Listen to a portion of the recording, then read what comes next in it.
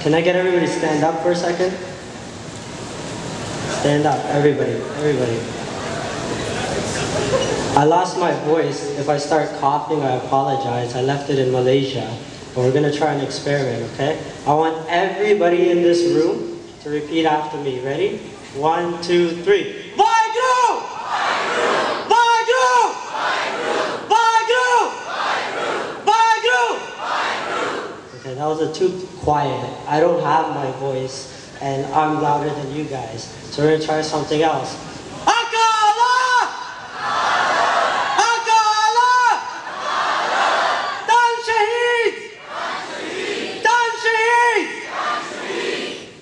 Guys, come on, louder. I lost my voice. One more time. Why are we here? Dan Shahid! Dan Shahid! Thank you. Experiment was a success. So in Bani, Guru Sahib uses a metaphor where he says our genderless soul is like a bride that's waiting for her husband.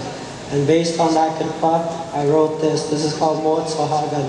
I apologize for my voice.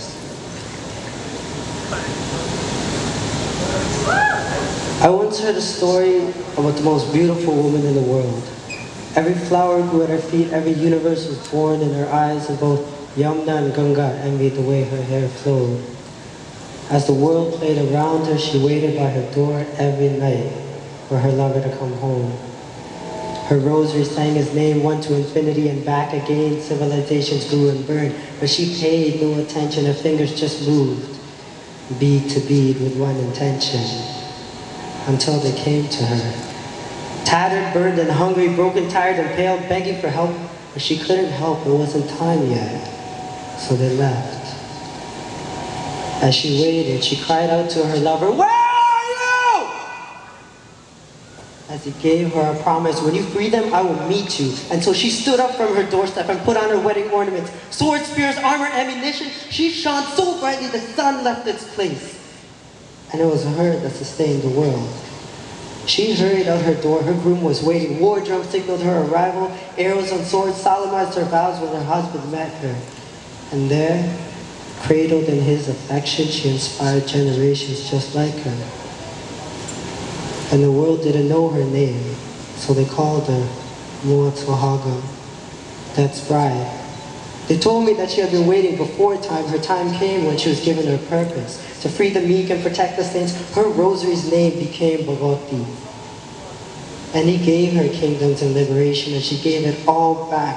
So he asked her, "What do you want?" And she said, "If your dust is the brush and your love is the paint, then paint me beautiful from now until after forever, when everything becomes you again."